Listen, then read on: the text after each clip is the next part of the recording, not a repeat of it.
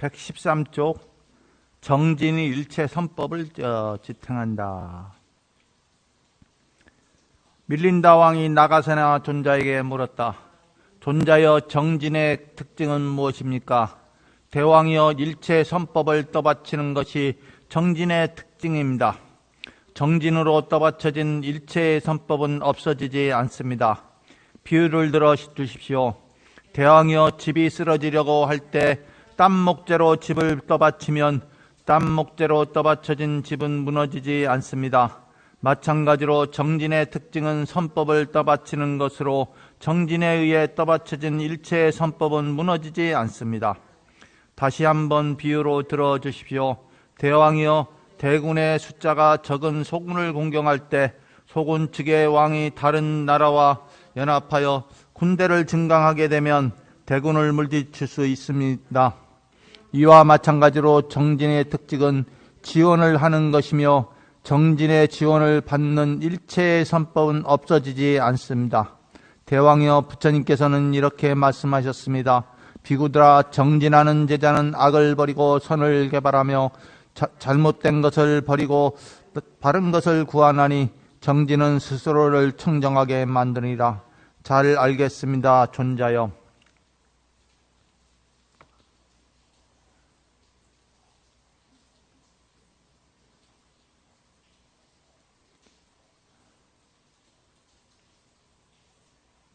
예, 여기서 이제 정진을 얘기해요.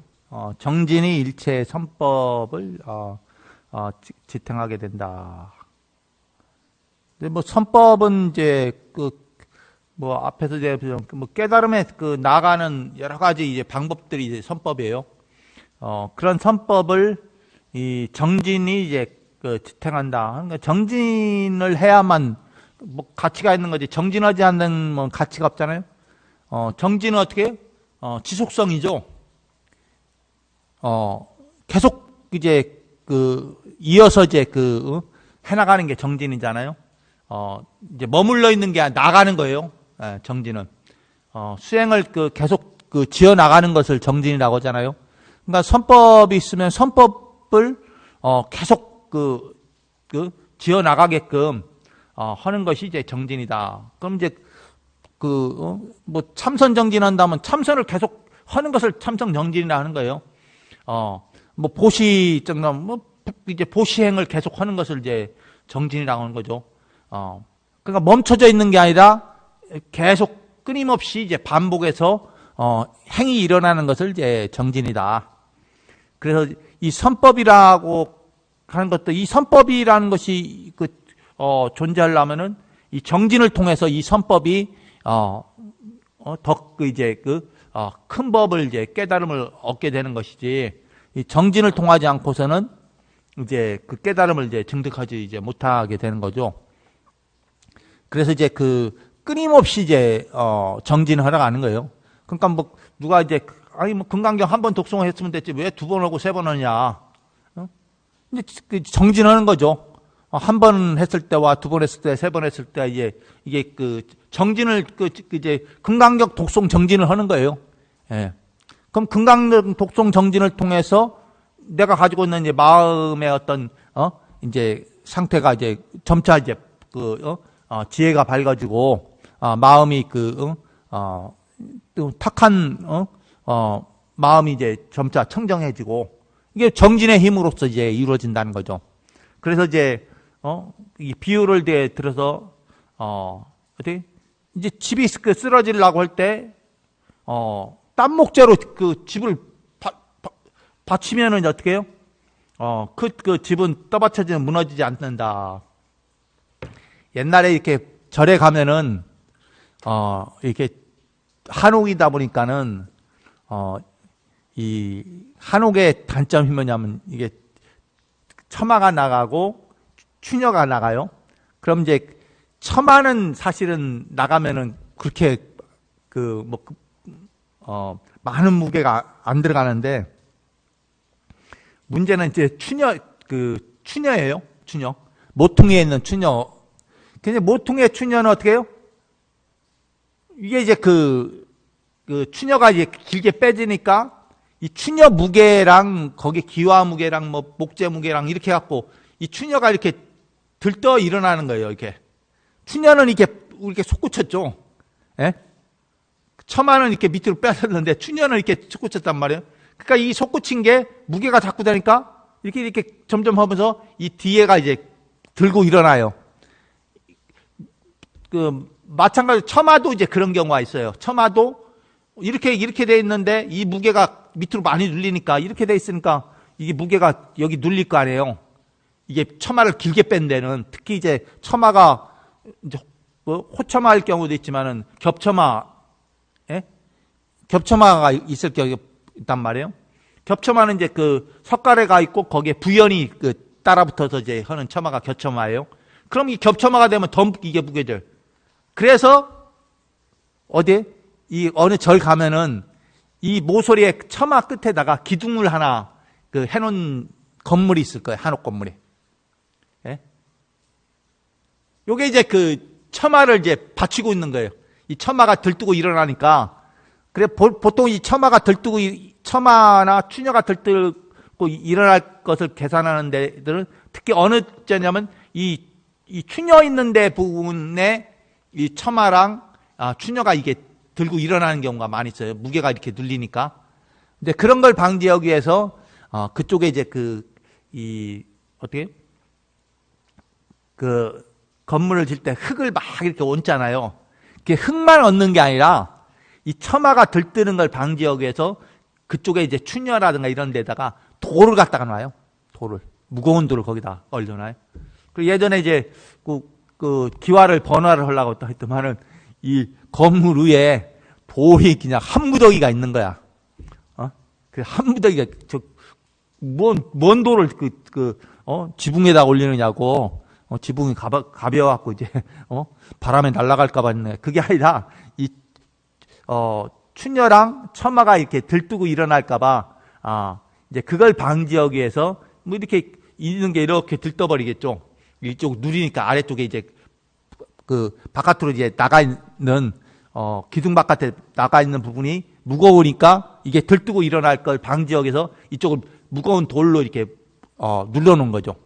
예, 흙이랑 돌이랑 같이 이렇게 눌러져 있어요. 그래서 이제 이 추녀랑 이제 처마가 들뜨고 일어나는 걸 방지하기 위해서 그렇게 하는데,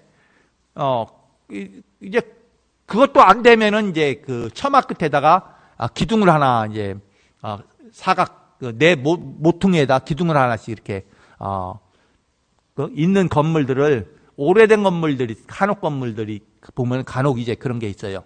처음에는 그렇게 기둥을 안 받쳐도 되는데 나중에 가면은 세월이 지나면 이제 몇십 년 지나면은 그쪽에 처마가 들뜨는 걸 이렇게 보면 들뜨는 게 이제 보이거든요. 그 안쪽에서 이렇게 보면은 그래서 거기에다가 기둥을 받쳐갖고 이제 그걸 방제를 이제 하는 거죠. 마찬가지로 이제 그렇게 하면 그 기둥 받치면은 좀 오랫동안 또 써요. 또 한 10년 그 기둥 힘으로 버티고 있으면서 또 이렇게 쓰게 되는 것처럼 이게 금방 그거 안 하면은 그냥 몇 년 사이에 그냥 들뜨고 일어나갖고 기와가 들뜨고 일어나니까 거기에 이제 빗물이 들어가죠. 빗물이 들어가면 이제 집에 비가 샌다든가 이런 문제가 있어갖고 그런 것을 이제 방지를 이제 합니다. 그래 여기서처럼 이제 집이 쓰러지려고 할 때 옆에 기둥 갖다 받치면은 어떻게 이제 집이 안 쓰러지겠죠. 받쳐 놓으니까. 그런 것처럼 이 정지인의 특징이라는 것은 이 선법을 이제 떠받치고 있다. 이 정진으로 통해서 이 선법이 뭐 여러 가지 선법들이 이제 이제 깨달음의 지혜가 이제 열리게 되는 거죠. 선법을 통해서. 그런데 그 깨달음의 지혜를 열리려고 하면은 이 정진을 통해서 해야 된다. 정진하지 않고서는 안 된다, 이게. 그러니까 옛날부터 끊임없이 정진을, 금생에 정진하다가 못하면 또 다음 생에 또 정진한다고 하고, 하잖아요? 뭐 한 생에 그 공부를 마치면 좋은데, 뭐 못 마치면 또 다음 생에 또 정진하고, 뭐 이걸 이제 박봉은죠. 한 번 하면 안 되고, 한 번 하고, 뭐 10번 하고, 뭐 100번 하고, 1000번 하고, 10,000번 하고, 100만 번 하고, 금생에 못하면 또 다음 생에 하고, 뭐 그렇게 이제 정진이란 건 그런 개념이란 말이에요. 어떤 수행을 지속적으로 하는 게 이제 정진력이다. 그 지속할 수 있는 힘이 정진력이에요. 힘이 떨어지면 어떻게? 지속할 수 있는 힘이 없는 거예요. 예? 그 정진력이 약해지면 어떻게? 지속을 안 하죠. 예? 그냥 귀찮아하죠. 한 번도 귀찮아하고 또 이제 띄엄띄엄 하다가 그나마 그것도 이제 귀찮아해서 결국은 안 하게 된다. 이렇게 하죠. 그러니까 정진력이 가지면 마지막 그 순간까지도 이 정진하는 힘으로 일념을 삼매를 들어가라고 자꾸 염을 하는데, 염을 잡으려고 노력하는데, 그런데 이제 정진하는 힘이 없으면은 쉽게 염을 놓쳐버려요. 예? 그래 이 정진하는 힘으로 인해서 우리 마음을 지혜를 일깨우고 이제 그 탁한 마음을 이제 청정하게 만드는 게 있다. 그래서 이제 여기 정진을 뭐 목재에 비유했고, 하나는 또 군대 숫자가 이제 적은 소군을 공격할 때 소군축이 이제 연합해서 증강하게 되면 대군을 물리칠 수가 있다. 이제 마찬가지로 이제 정진의 특징은 지원을 하는 것이다, 이게. 지원이라는 건 뭐예요? 내가 부족한 것을 다른 사람으로부터 물건을 받아들임으로 인해서 이제 더 전쟁을 지속할 수 있는 힘을 갖게 되는 거죠. 마찬가지로 이 정진을 통해서 우리가 그 선법을 닦아나가는데 이 정진의 힘으로 인해서 선법을 더 이제 잘 닦게 만드는 역할을 한다, 이게.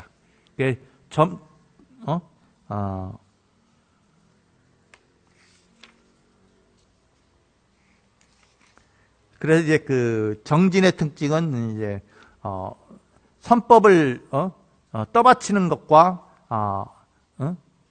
이제 지원을 하는데 이제 특징을 갖고 있다.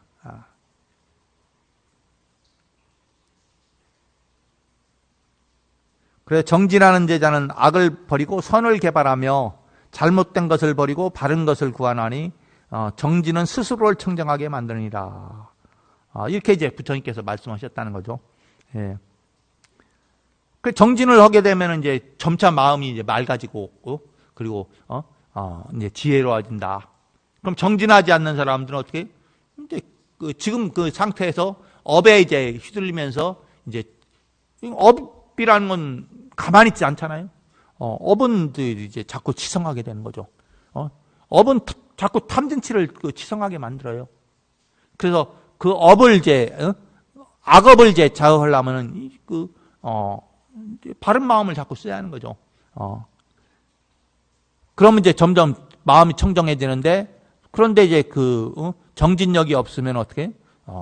이제 업이 이제 치성하게 되고, 업이라는 거 그 중에서는 이 탐진치 욕망이 치성하게 되고, 그럼으로 인해서 우리 마음들이 점차 맑아지기는커녕 더 탁해진다, 이게. 네.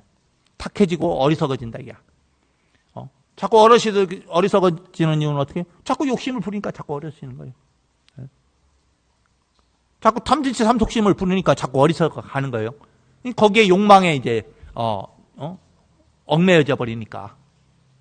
그러니까 자꾸 이제 불행해지는 거죠. 괴로워지고.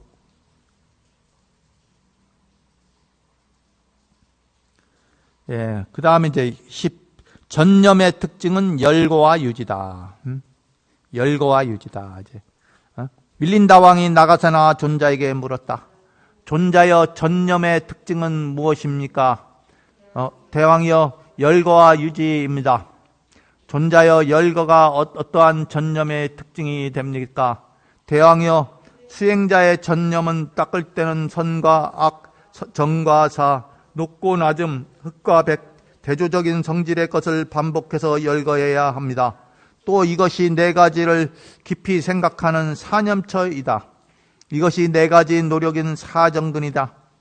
이것이 네 가지 신통력인 사신족이다. 이것이 다섯 가지 정신력의 작용인 오근이요. 이것이 다섯 가지 비상한 힘인 오역이다. 이것이 깨달음에 도움이 되는 7가지 칠각지이다. 이것이 8가지 성스러운 길인 팔정도이다. 이것이 바른 관찰이다. 밝은 지혜요 해탈이다 하면서 열거를 합니다. 그리하여 출가자는 닦아야 할 것은 닦고 닦지 말아야 할 것은 닦지 않으며 가까이 할 것은 가까이 하고 가까이 하지 말아야 할 것은 가까이 하지 않습니다. 대왕이여, 이와 같이 전념은 열거를 특징으로 갖고 비유하고 있습니다. 비유를 들어주십시오. 대왕이여, 전륜성왕의 재산관리인이 조석으로 왕에게 재산을 열거하여 상기시켜 주는 것과 같습니다. 곧 재산관리인이 대왕이여, 코끼리 부대는 얼마요, 기마 부대는 얼마요, 전차 부대는 얼마요, 보병 부대는 얼마입니다. 황금은 얼마이고 금화는 얼마이며 채보는 얼마입니다. 이것을 기억해 주소서라고 왕의 재산을 열거하는 것과 같습니다. 존자여, 유지가 어떻게 전념의 특징이 됩니까? 대왕이여, 수행자가 전념을 닦을 때는 이익되는 것과 이익되지 않는 것의 범주를 추구해야 합니다. 곧 이러이러한 것은 선이고 이러이러한 것은 악이며 이러이러한 것은 유용하고 이러이러한 것은 유용하지 않다는 것을 가려냅니다. 그리하여 자신에게 악한 것과 유용하지 않은 것을 하지 않고 선한 것과 유익한 것을 항상 유지합니다. 그러므로 유지를 전념의 특징이라고 하는 것입니다. 비유를 들어주십시오. 대왕이여, 전륜성왕경에 이롭고 이롭지 않은 것을 잘 아는 믿음직한 신하가 이것은 이익되고 이것은 이롭지 않으며 이것은 유용하고 이것은 유용하지 않다고 충언을 드리는 것과 같습니다. 그리하여 왕은 자신에게 악한 것을 하지 않고 선한 것을 계속 유지합니다. 대왕이여, 부처님께서는 말씀하셨습니다. 전념은 언제 어떠한 경우일지라도 유익한 것입니다.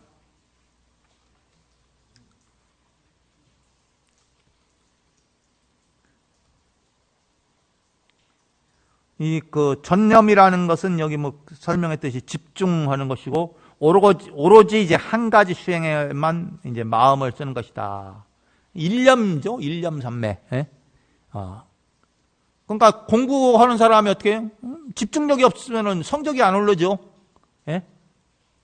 공부는 내가 열심히 하는데 막 밤낮으로 하는데, 그런데 성적이 안 올라. 그 이유가 뭐예요? 집중력이 떨어지면 성적이 안 오르죠. 예? 책상에 앉아있다고 해서 공부가 되는 게 아니라, 자기가 집중력이 얼마나 있느냐에 따라서, 그래, 오히려, 많은 시간을 하기보다는 적정한 시간을 이제, 집중해서 공부하는 게 더 효과가 있다. 그럼 옛날에 일할 때도 그렇잖아요. 직장인들 많은 시간을 잡아둔다고 해서 일이 효율이 있는 게 아니다. 그냥, 8시간 딱 잡아갖고 집중 있게 8시간만 하면 되는 거죠. 야근하는 게 오히려, 그 다음날에 또 그 집중력을 떨어뜨린다는 거죠. 그래서 지금 이제 그런 게 8시간 근무제가 나온 게 그거잖아요. 8시간 일 집중해서 하면 되는데, 그런데 8시간 일할 거를 10시간, 12시간 나눠서 한다는 거예요. 그래서 오히려 짧게, 집중력 있게 일을 하는 게 좋지. 오히려 그렇게 시간을 짜고, 직원들에게 그렇게 교육을 시키고, 그렇게 하도록 유도를 하는 게 낫지. 그냥 8시간을 늘려갖고, 12시간 짠들, 효율성이 안 낮는 거예요. 생산성이 더 안 높아진다는 거예요. 해보니까. 그래서 이제 오히려 생산성을 높이는 것은 집중력을 그 일에 대한 집중력이 있으면은 생산성이 높아지는데, 일에 집중력이 떨어지면 떨어질수록 생산성은 급격히 떨어진다는 거예요. 일을 많이 한다고 해서 중요한 게 아니라, 처음에는 이제 그게 이제 옛날에 일을 많이 하는 게 있고, 그러면 야간 맨날 했죠. 토요일도 이러고 심지어는 일요일까지. 그러니까 그 다음에 몸을 못 쉬니까 그 다음에 또 이제 집중력이 떨어지고, 그럼 생산성이 점점 떨어진다는 거예요. 그런데 옛날에 오랫동안 일하면은 다 생산성이 높아지는 줄 알았는데, 해보니까 이제 잘 사는 나라에서 그걸 하니까 오히려 우리나라 생산성보다 미국의 생산성이 더 높다는 거예요. 짧은 시간 일하는데, 그걸 이제 분석을 해보니까는 집중력이라는 거예요. 일에 대한 많은 시간을 몸을 이제 적정하게 쉬어주면서 일을 시켜야 이게 생산성이 더 높아지는 것이지, 일만 많이 시킨다고, 오랜 시간 시킨다고 해서 생산성이 높아지지 않는다. 여기서 얘기하는 전념도 그래요. 이 집중력이죠. 오로지 이제 한 가지 일념을 가지고 이제 공부를 했을 때 그렇게 하면 이제 어떻게 열거와 유지다. 열거라는 것은 어떻게 이제 전념이 특징된 걸 이제 여기서는 선과 왁, 정과 삼, 녹고 낮음, 흑과 백 뭐 이렇게 쭉 이런 열거된 것들이 대조적인 성질 것을 반복해서 열거해야 합니다. 이렇게 열거를 해야지 이제 그게 옳고 그름을 이제 알 수가 있는 거죠. 그 열거하지 않으면 어떻게 뭐 좋은 게 옛날 물에 물 탄 듯이 술에 술 탄 듯이 이런 얘기 하잖아요. 예? 물에 물 타면 변화가 없잖아요. 술에 술 타면 변화가 없고 이제 그런 것처럼 아무 의미가 없는 거죠. 그런 것처럼 이제 그런 어떤 대등한 그런 개념들을 이렇게 성질의 것을 이제 반복해서 열거해야 된다. 그렇게 이제 네 가지의 깊이 생각하는 것이 사념처이고, 그 네 가지의 이제 바른 노력이 사정근이고, 그리고 네 가지의 신통력이 사신족이고, 그리고 이제 다섯 가지의 정신력이라는 오근이고, 다섯 가지 비상아님이 오력이다. 그래 일곱 가지인 것이 깨달음이 도우면 일곱 가지인 게 칠각지이고, 여덟 가지 성실은 팔정도이다. 이것이 바른 관찰이요, 밝은 지혜요, 해탈이다. 하면서 이제 열거를 한다는 거예요. 그래서 출가는 닦아야 할 것을 이제 닦고, 닦지 말아야 할 것을 닦지 않으며, 가까이 할 것을 가까이 하고, 가까이 하지 말아야 할 것을 가까이 하지 않습니다. 그 어떻게 보면 이제 사실을 이런 것 때문에 이제 스님들이 보면 냉정하다, 이제 그렇게 이제 평을 받죠. 아니 이제 이렇게 보잖아요. 아니 스님들이 이제 출가에는 가족들도 어떻게 보면은 뭐 1년에 뭐 한 번 볼까 말까 하고 뭐 아니면 10년에 한 번, 1년에 한 10년만 뭐 특별히 이제 거기에 이제 뭐 예차이 가서 찾아가지 않는 판인데, 그런데 신도분들은 어떻게 해요? 본인에 대한 것을 알아주길 바란단 말이에요. 본인을 기억해 주길 바라고. 그 참 이게 어떻게 보면 이게 올바른 생각인지 어리석은 생각인지, 저는 이제 그렇게 보면은 크게 이제 그렇게 막 이렇게 하진 않아요. 물론 이제 몇 가지 이제 부분에서는 하는데, 그런데 그 부분에서는 이제 어떻게 보면 냉정하다라고 이렇게 하는데, 그런데 사실은 여기서 절에 와서 하는 건 이제 중심이 돼야 하는 것은 기도하는 것이고, 그리고 이제 법문 듣는 것이고, 아니면 교육하는 것이고, 뭐 이게 집중해야 할 거라고 저는 이렇게 오히려 이렇게 다른 쪽에서 뭐를 하기보다는 오히려 그런 거에 신도들이 와서 집중했을 때 얻어가는 것이 많지. 뭐 스님이 이 얘기 저 얘기 해줘갖고 이제 뭐 얻어갈 수 있는 것들이 그러니까 이제 보면 이제 세상사 얘기를 막 해요. 제가 예전에 영국에 있을 때 이렇게 법회가 끝나고 이렇게 뭐 법당에 상 피고 이제 공양하고 하니까 공간이 넓지 않으니까 주방만 있고 식당은 따로 없고, 그냥 뭐 이 법당 이런 공간이 상 피고 오면 이게 식당이에요. 그럼 뭐 여러 명 오고 이제 기도하고 이제 그럼 이제 기도 끝나고 이제 제가 이렇게 내려가 봐요. 내려가 봐서 이제 가만히 앉아 있어 이렇게 얘기 들어보면 얘기 들은 게 뭐 거의 대부분 반복이야. 자식 교육 얘기 안 하면은 남편 얘기하고, 그럼 몇 가지 옛날에 우리가 그랬잖아. TV 드라마 얘기하면 얘기가 안 됐다고 하잖아. 아니면 요즘 가수 얘기 안 하면 아이돌 얘기하면 애들한테 얘기가 안 된다고 뭐 이렇게 하는 것처럼 옛날에는 드라마 얘기가 대화 속에 안 나오면은 대화가 안 될 정도로 이렇게 하고, 그 마찬가지로 이렇게 보면은 지극히 반복적인 얘기를 해요. 그래, 한 번, 한두 번이 아니라 내려갈 때마다 이렇게 들어보면은 그래요. 그래서 내가 사람의 인생을 바꾸는데 가장 쉬운 방법 중에 뭔지 아냐? 대화하는 주제를 바꿔라. 맨날 똑같은 대화 반복하게 하지 말고, 내가 그 얘기는 전에도 들었고 수십 번 들었다. 그런데 왜 해마다 가서 앉을 때마다 비슷한 얘기를 계속 반복하느냐. 그래서 이제 보살님들 인생을 바꾸려고 하면은, 정말 좀 나은 인생을 살고 싶으면은 대화 주제를 좀 제발 좀 바꿔라. 응? 무슨 대화가 됐든, 뭐 예술적인 거 대화가 됐든, 학문적인 거 됐든, 아니면 뭐 자연에 대한 대화든, 하여간 대화 주제를 바꿔라. 똑같은 대화 하지 말고. 그런데 안 바뀌더라고. 그래 하다 그 다음부터 나 잘 안 내려가요. 예. 맨 똑같은 얘기 계속 반복하니까. 그러니까 이제 그걸 빼놓고 할 때는 이제 그렇게 법문 들 때는 이제 제 얘기만 들으니까, 그러니까 이제 제 얘기만 하고 말아요. 들어가서 같이 대화하려니까 이제 똑같이 이제 반복되니까.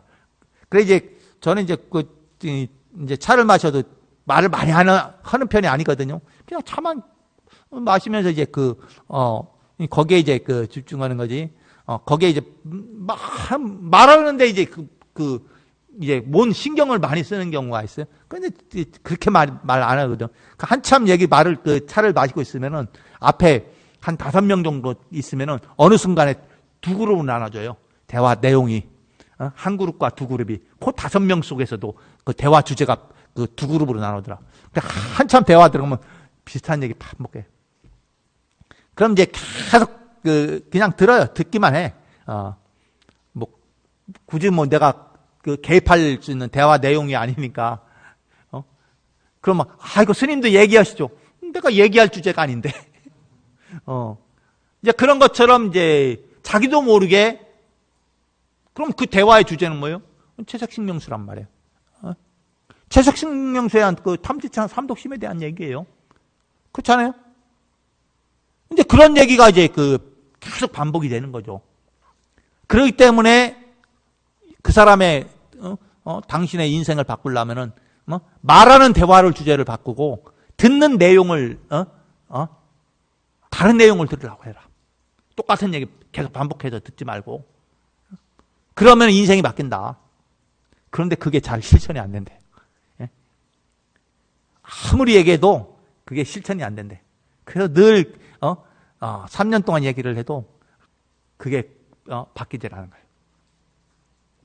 그래서 이제 여기에서 얘기하는 이 점념을 이제 하는 얘기는, 이렇게 옳고 그른 것을 여러 가지 이걸 알아서 내가 알아채야 하는 거예요. 그럼 이제 잘못된 것은 행하지 않아야 된다는 거죠.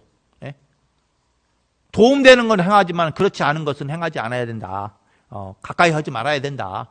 그런데 이제 가까이는 금묵자학이라고 하죠. 예. 먹을 가까이 하면은 이제 옷이 검어지잖아요. 그와 마찬가지로 우리가 안 좋은 것, 잘못된 것을 자꾸 가까이 하게 되면 나도 모르게 그런 훈습이 되죠. 습이 바뀐다 이게. 예. 그래서 이제 이 전념은 그런 열거의 특징으로 이제 가지고 있다. 그래서 이제 그런 비유를 들으니까 이제 전륜성왕이 재산관리인이 이제 조석으로 왕에게 이제 재산을 열거에 상기시켜 준다 이게. 그럼 어떻게? 그럼 왕은 이제 재산이 얼마인지 알겠죠. 그런데 그렇게 안 해주면 어떻게 왕은 자기 재산이 얼마인지, 어떤 재산이 있는지 알지 못하죠. 그러니까 계속 그걸 상기시켜준다 이게. 예? 그러니까 옛날에 조선조에 보면 임금이 해야 할 것들을 계속 상기하니까 해야 할 일이 너무 많은 거야 이게 보니까. 조선제 왕은 배워야 할 것도 많고, 해야 할 것도 너무 많은 거야 이게 보니까. 아침에 일찍 일어나면 어떻게?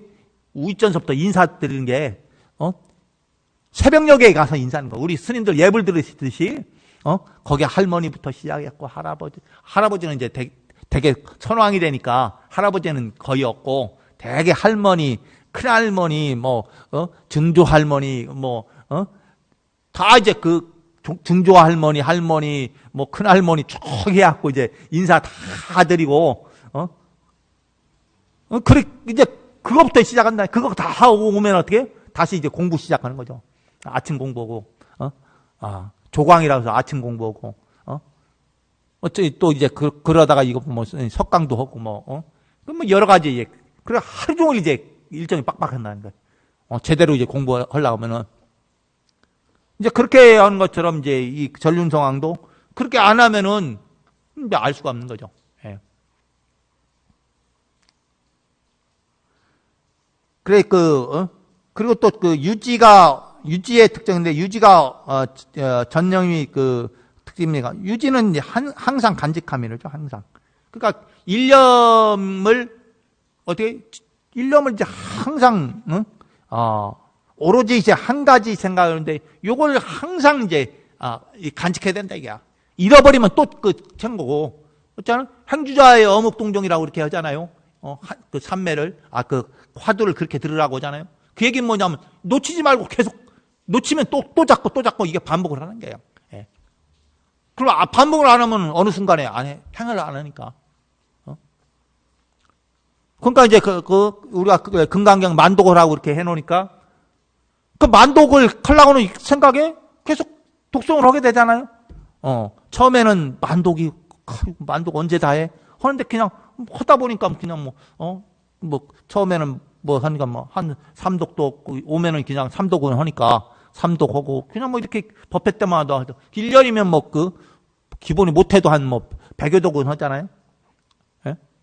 못해도 100여 독은 하는 거야. 오면 법회만 좀 비교적 잘 참석하면은 100독도 하고 몇백 독도 한단 말이에요. 그럼 그 세월 지나면 이제 그럼 이제 더 이제 많이 하는 사람들은 이제 벌써 이제 만독 마친 보살님이 있는 것처럼 3년 안 돼 갖고 이제 만독 마친 보살님 이렇게 하다 보면 이제 하는 거예요. 예. 안 할 때는 그런 생각이 없을 때는 어떻게 해요? 그렇게 못 하죠. 예? 그냥 그걸 하고자 하는 마음이 일어났을 때 이 지속성 유지가 됐을 때 하는 거지. 그 유지가 안 되면 어떻게 해요? 그냥 한 번 하고 그냥 한 몇 번 하고 이제 끝난단 말이에요. 그런데 그걸 자꾸 일깨워야 하는 거죠. 일깨워야 그게 유지가 되는 거예요. 일깨우지 않으면 유지가 안 되거든요. 내가 이거 하기로 했는데. 근데 그런 마음에 또 이제 하게 된단 말이에요. 그럼 이제 그러다 보니까 어떻게 하루 일과처럼 이제 하게 된다는 거죠. 예전에도 이제 이게 독송을 했더만 어느 처사님이 이제 항상 직장 퇴근하면 칠독을 항상 한대, 집에서. 나이가 그분도 한 60대 중반 이제, 정령퇴임하고, 그런데 다른 이제 공무원 하시다가 해서 다른 관련 자문하는 회사를 또 하시는데, 세무자문하는 회사를 하는데, 그런데, 그걸 하면서 늘상 돌아오면 퇴근하면 칠독을 한다는 거야. 그냥 일과가 칠독이다. 그 아마 지금 굉장히 많이 했을 거예요. 그런데 그게 그 정진력이에요. 예. 그런데 그 정진도 이제 이 전념이 혹시 하는 이제 마음에 이제 그걸 이제 지속됐을 때 비로소 이제 이제 가치를 이제 갖게 되는 거죠. 그래서 여기서 이제 유지는 이제 어떻게 전념을 닦을 때는 이익되는 것과 이익되지 않는 것의 범주를 추구해야 합니다. 이러이러한 것은 선이고 이러이러한 건 악이며 이러이러한 것은 유용하고 이러이러한 건 유용하지 않다라는 것을 가려냅니다. 전념을 닦을 때는 이제 그렇다는 거죠. 그리하여 자신에게 악한 것과 유용하지 않은 것을 하지 않고 선한 것과 유익한 것은 항상 유지합니다. 그러므로 유지를 전념의 특징이라고 하는 것입니다. 그러니까 유지도 그냥 아무거나 유지하는 게 아니라 이 바른 것, 이제 유용한 것, 선한 것 이런 것을 유지하는 것이지, 자기 욕심을 유지하는 게 아니라는 거죠. 예. 욕심은 하루속히 내려놓고 오롯이 한 생각을 잡고 화두가 됐던 아니면 경전 독경이 됐건 그걸 끊임없이 이제 지어 나가는 것이 행해 나가는 것이 이제 그래서 이제 이 전념은 열과 유지를 전념의 특징으로 한다. 그래서 이제 비유를 들으니까 전령성에게 이롭고 이롭지 않은 것을 자라나는 믿음직한 신하가 이것은 이익되고 이것은 이롭지 않으며 이것은 유용하고 이것은 유용하지 않다고 충언을 드리는 것과 같습니다. 그리하여 왕은 자신에게 악한 것을 하지 않고 선한 것을 계속 유지합니다. 그러니까 그 전념은 이제 그런 열고와 유지를 통해서 그러면서 이제 이제 수행을 계속 지어가는 거죠. 다음은 선정의 특징은 선법의 통솔입니다. 선정의 특징은 선법을 통솔한다 하면 이끌어가는 거죠. 통솔이라는 것은. 그 선법을 여러 가지의 선법들을 이제 이끌어가는 것이 이제 선정이다. 밀린다 왕이 나가서나 존자에게 물었다. 존자여 선정의 특징은 무엇입니까? 대왕이여 선자의 특징은 우두머리입니다. 일체의 선법은 선정을 우두머리로 하여 통솔되고 하나로 모여들게 됩니다. 비유를 들어주십시오. 대왕이여 모든 석가래는 꼭대기에 있는 대들보로 향하고 대들보에서 만납니다. 선정과 일체의 선법도 이와 같은 관계가 있습니다. 비유를 다시 한번 들어주십시오.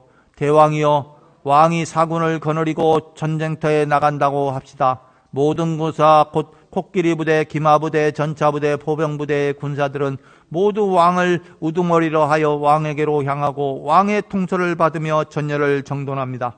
일체의 선법과 선정의 관계도 이와 같습니다.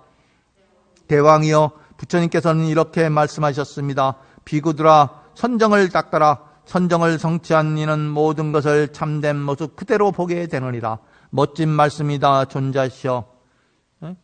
어떻게 선정 이제 정신통 선정이라는 건 뭐예요?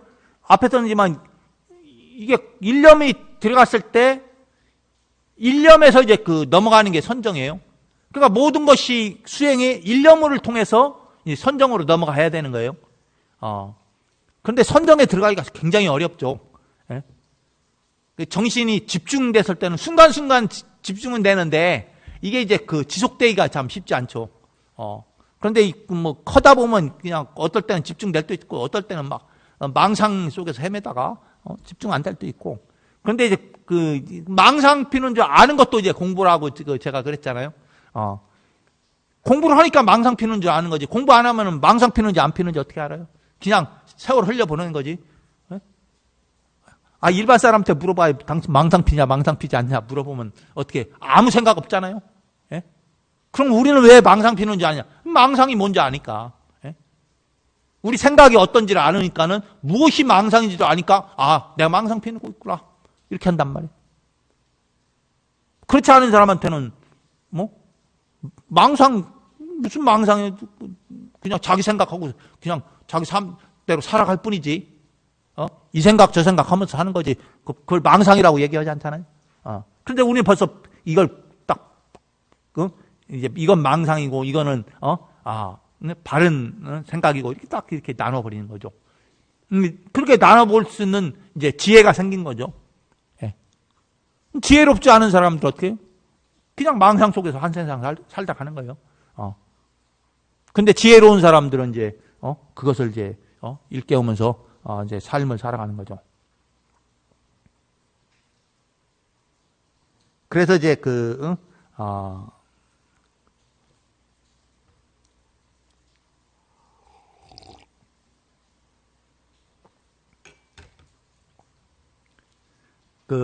선정의 특징이 이 선법의 통솔이다 하면 모든 법은 다 이 선정을 통해 되는 거죠. 이 선정이 곧 이제 삼매잖아요. 선정을 통해서 이제 삼매에 이제 들어가게 되는데, 이제 삼매에 들어가서 이제 선정을 통해서 삼매에 들어갔고, 이 삼매가 또 굉장히 다양한 삼매로 이제, 백천삼매로 이제 나눠진다고 해요. 경지마다 이제 펼쳐지는 삼매가 다 틀리다고. 그런데 이제 다른 여러 선법들이, 온갖 선법들이 다 이 선정을 통해서, 그러면서 이제 여러 가지 삼매로 이제, 흘러가게 되는 거죠. 그래서 이제 이 선법 집에서 이제 머무는 게 아니라 온갖 선법은 다 선정으로 인해서 이 온갖 선정이 온갖 선법을 거느리는 것처럼 그 얘기는 뭐냐면 이 선법을 통해서 선정에 들어가고 그 선정에서 이제 모든 삼매의 이제를 이제 겪게 되는 거죠. 그 정진의 힘에 따라서.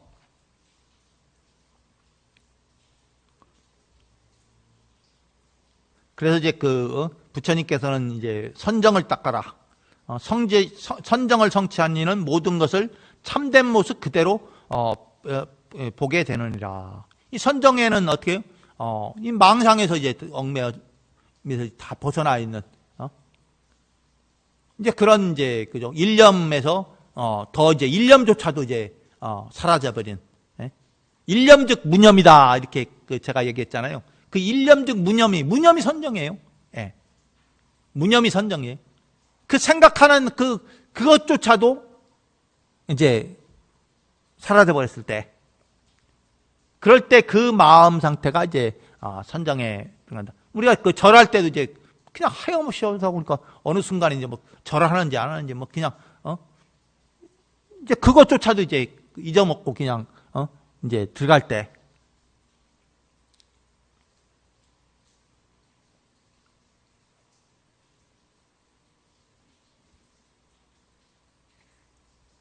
예, 그 다음에 지혜의 특정은 광명이다. 밀린다 왕이 나가서나 존자에게 물었다. 존자여, 지혜의 특징은 무엇입니까? 대왕이여, 나는 앞에서 이미 지혜의 특징이 끊어버림이라고 말했습니다. 이와 동시에 지혜는 광명을 특징으로 하고 있습니다. 광명이 어떻게 지혜의 특징이 됩니까? 대왕이여, 지혜가 생길 때 지혜는 무명의 어둠을 타파하여 밝게 알 수 있도록 하며 지식의 그 광명을 나타내어 성스러운 진리를 드러냅니다. 이리하여 수량자는 바른 지혜에 의해 일체가 무상이요 고요 무아라는 것을 밝게 비추어 볼 수가 있습니다. 비유를 들어주십시오. 대왕이여, 어떤 사람이 어두운 집안으로 등불을 가지고 들어온다고 합시다.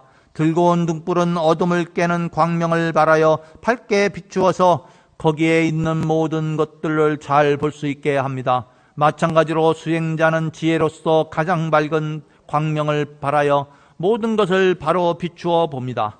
잘 말씀하셨습니다, 존자여. 지혜의 특징은 이제 광명이다. 광명은 어두움을 이제 물리치는 거죠. 예. 빛은 어떻게 해요? 어두움은 어둘수록 그 빛은 밝죠. 근데 밝으면 밝을수록 빛은 빛나는지 안 나는지 몰라요. 밝은 그 햇빛 아래 가끔 달도 뜨잖아요. 예? 낮에. 그런데 밤에는 달빛이 휘황찬란한데 낮에 뜨는 달빛 떴는지 안 떴는지 모르잖아요. 예? 분명은 그 달은 빛을 발한단 말이에요.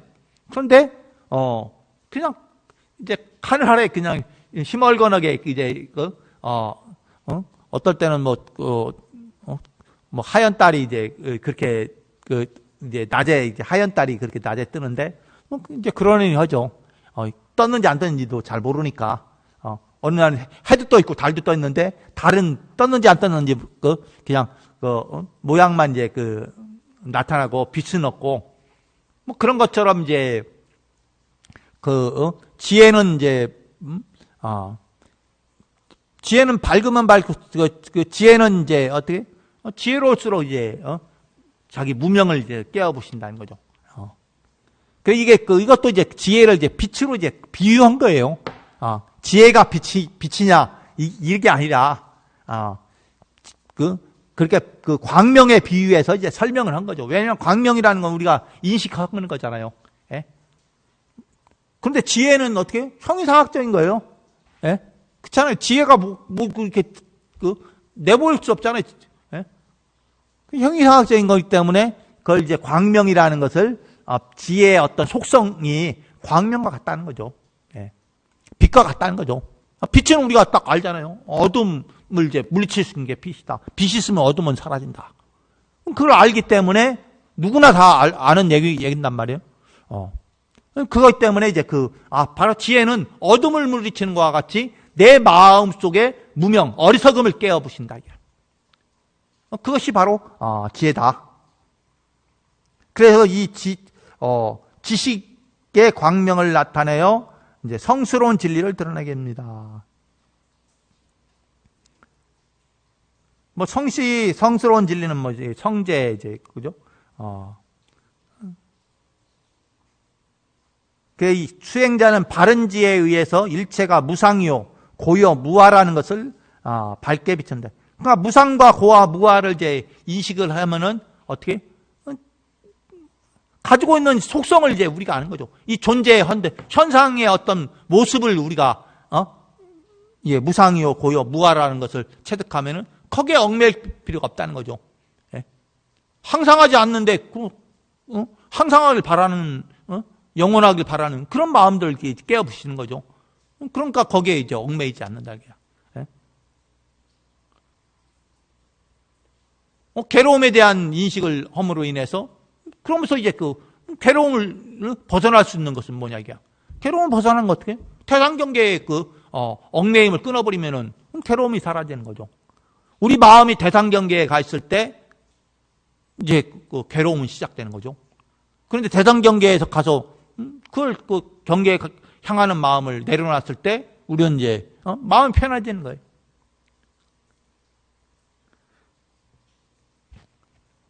옛날에 이제 편양 언기선사라는 분이 있어요.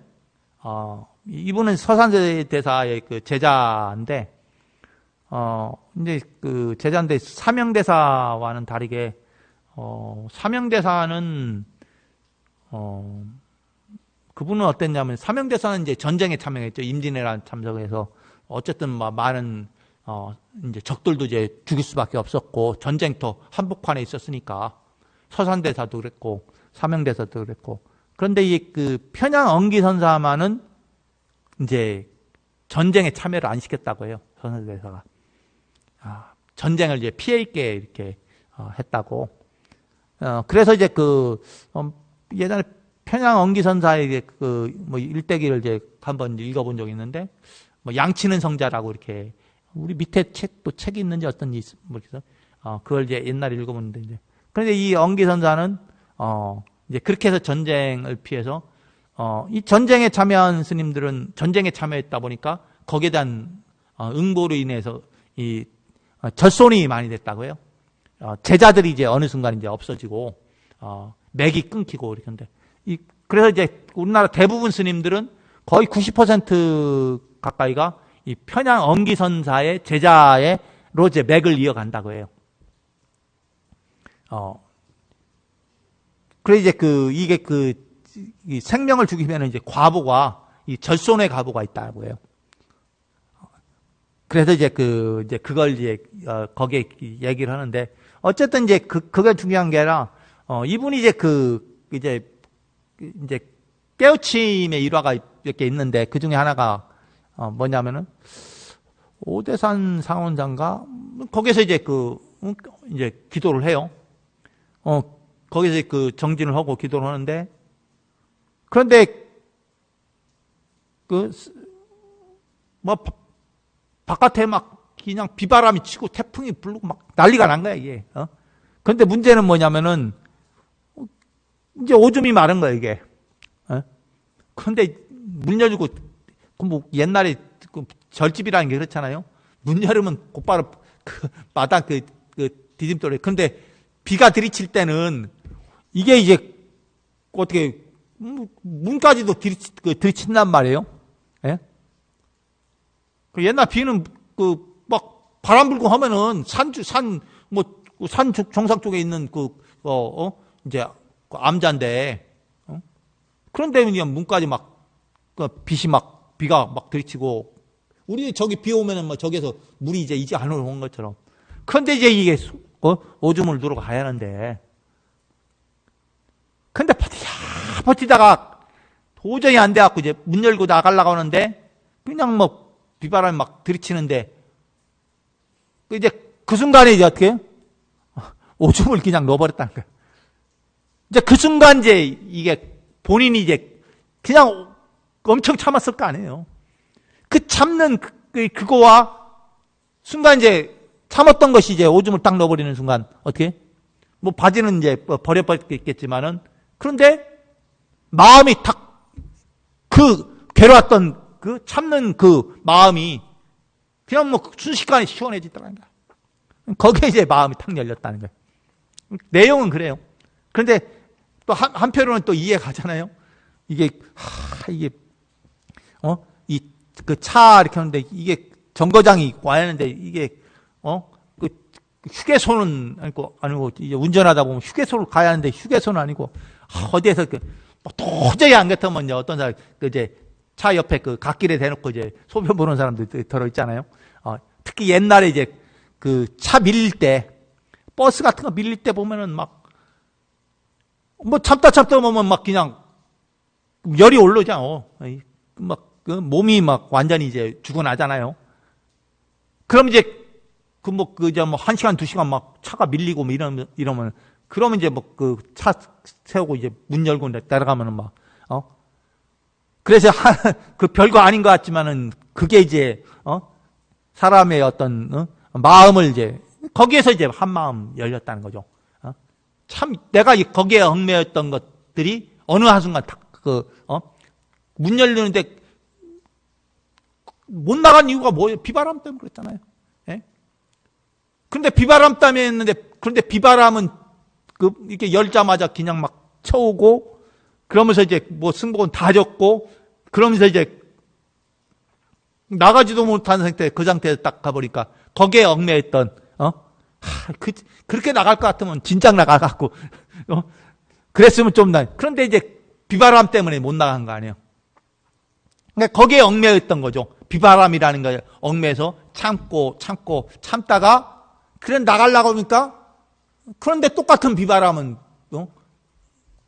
마주치게 되고 그러고 참았던 그 요는 거기서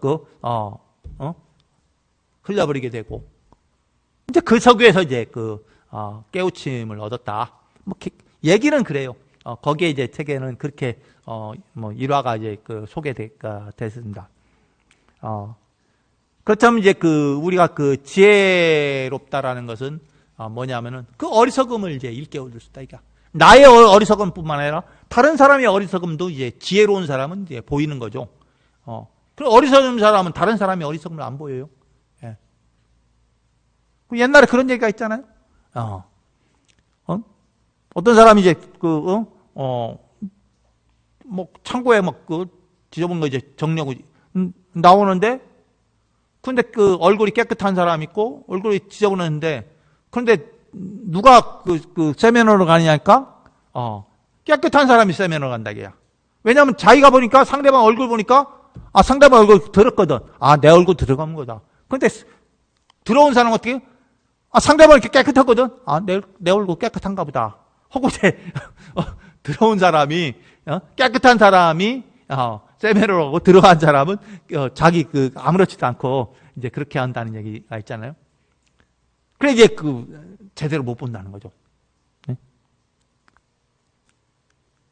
더러운 사람이 자기 더러움을 못 보고 오히려 깨끗한 사람이 상대방의 더러움을 보면서 스스로를 한번 돌이켜 본다는 거죠. 예. 그래서 마음이 맑고 지혜로운 사람들은 자기 삶만 바르게 하는 게 아니라 주변에 있는 사람들의 삶도 바르게 이제 만드는 이제 효과가 있다는 거죠. 그런데 어리석은 사람도 어떻게 해요? 자기도 괴로움의 구렁텅이로 들어가면서 또 다른 사람까지도 같이 이제 들어간다는 거야. 예. 요즘 우리 젊은 사람들 친구 따라 강남 간다고 코인 하면 돈 번다고 해갖고 열심히 돈 내갖고 그냥 월급 직장 생활 한다고 월급 반절은 날려먹었다고 그러잖아요. 그게 한두 명이 아니라고 하잖아요. 그런데 그 사람들이 어떻게 해요? 벌 때는 좋았죠.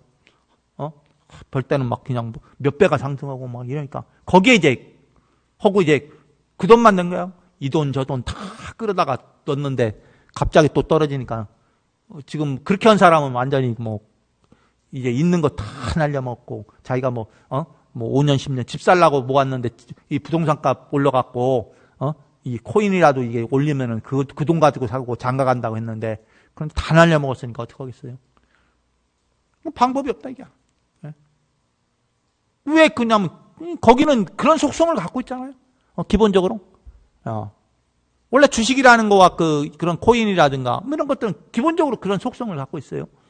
이익이 많은 만큼, 리스크가 많은 만큼, 그만큼 이제 위험도는 높아진단 말이에요. 예? 근데 위험도가 높은데, 거기에 있는 성과가 있으니까. 그러니까, 누구 말대로, 로또로 걸려면 이제 옛날에 로또 당첨되는 확률이 800만 분의 1인데, 예? 그런데 800만 분의 1인데, 사람이 번개 맞아 죽을 확률이 50만 분의 1이라고 하잖아요. 50만 분의 더 된다고 거기도 대략 그런 정도 얘기해요. 그런데 이 800만 분의 1이란 말이에요. 예? 번개 맞아 죽을 확률보다 16배가 높아요. 예? 그런데 로또에 당첨되는 사람은 그만한 이제 행운으로 당첨이 되는데, 나머지는 어떻게 해요? 대다수는 당첨이 안 되죠. 왜냐하면 내가 작은 돈으로 큰 돈을 얻으려고 하니까 그만큼 확률이 적은 거예요. 예? 그만치 않은 거로 이제 과한 이익은 그만큼 리스크가 위험도가 높아요. 예? 우리 다 알고 하는 게 아니라 다 거기는 기대 심리잖아요. 기대 심리가 모아지면은 어느 순간에 이제 한참 떠들 때는 그게 거품에 이제 붕괴될 때라고 얘기하잖아요. 사람들이 막 몰려들 때, 그때가 이제 이게 거품이 붕괴되는 거예요. 주식도 그렇고, 이 코인도 이렇게 보니까, 떨어질 때 사람들 전혀 안 모여들거든요. 그런데 막 올라갈 때, 그때 이제 극으로 이제 올라갈 때 보면은 어느 순간에 딱 이제 거품이 사라져요. 그래서 높이 올라가면 높이 올라갈수록, 떨어져 죽을 확률이 높죠. 네? 낮게 가는 사람은, 깃발 땅에 의지해서 걸어가는 사람은 죽을 확률이 높은데, 근데 높이 사다리로 올라가는 사람일수록 이제 떨어져 죽을 확률이 높은 거예요. 마찬가지로 이제 사람들의 마음이 이제, 근데 사람들은 항상 이제 로또 하는 현실의 어떤 괴로움에서 이제 해피하고자 하는, 아니면 그거로 위한 기대 심리로. 그런데 이제 그러다 보니까 어떻게 가진 것조차도 다 잃어버리는 그런 현상들이 이제 필요합니다. 그런데 문제는 뭐냐? 자기 혼자 하는 게 아니라 자기 주변에 있는 사람들까지 싹 해갖고, 자기 안 할 건데 옆에서 자꾸 그거 하면은 내가 봐라 이건 몇 배를 벌었는데, 이러니까 그래? 그러다가 이제 나도 조금 해보지. 그러다가 이제 1년치 월급 집어넣는 사람 있고, 월급이 아니라 1년치 모은 돈 다 이제 집어넣는데, 처음에는 조금 집어넣는데 조금 오르거든. 그래 조금 더 집어넣고, 그러다가 있는 돈, 저금했던 돈 다 거기에다 집어넣어갖고, 그게 이제 어리석은 사람을 이제 주변에 많이 두면은 그런 현상이 일어나요. 보면은 이제 장기적으로는 다들 오른다고 하는데, 그런데 단기적으로는 알 수가 없네. 리스크라는 게 항상 존재하니까, 그리고 이게 어떤 형태로 이제 세계의 어떤 발전방에 항상 발전하는 것만은 아니니까, 중간중간에 어떤 위험 요소들이 있으니까는 이제 그런 부분이 있죠. 그리고 발전하는 것도 있지만, 또 발전 못하고 이제 소멸되는 것도 많이 있잖아요. 옛날에 잘 나갔던 것들이 어느 한순간에 그냥 없어지는 경우 많잖아요. 옛날에 계산기 누구나 하나 갖고 싶어갖고 이제 수학 문제 풀려면 계산기 하나씩 다 있어야 했는데, 그런데 어느 한순간에 계산기가 없어졌잖아요. 그거 없어진 게 그것뿐인가요? 옛날 한참 잘 나간 MP3가 잘 나갔었는데, 어느 한순간에 MP3가 스마트폰을 대체하면서 MP3가 싹 사라졌잖아요. 그런 식으로 이제 그때는 정말 잘 나갔는데 어느 한순간에 이제 사라진다 이게. 하여간 그런 것처럼 이제 여러분들도 이제 이 마음을 자꾸 이제 바르게 가지면은 나뿐만 아니라 내 이웃에 사람들도 이제 행복해지는데, 내가 자꾸 어리석은 마음을 쓰게 되면은 나뿐만 아니라 내 주변에 있는 사람들도 어리석음으로 이제 이끌어게 된다는 거죠. 그런데 그 중에 한 지혜로운 사람이 있으면은 좀 더 이제 바른 길로 인도할 건데, 그런데 그런 복력이 없으면은 이제 자기도 모르게 그냥 어둠의 구렁텅이를 그냥 헤매다가 그냥 구렁텅이에 빠져갖고 이제 괴로움을 당하게 되는 거죠. 그래서 이제 오늘은 여기까지 하겠습니다. 자, 정불하십시오.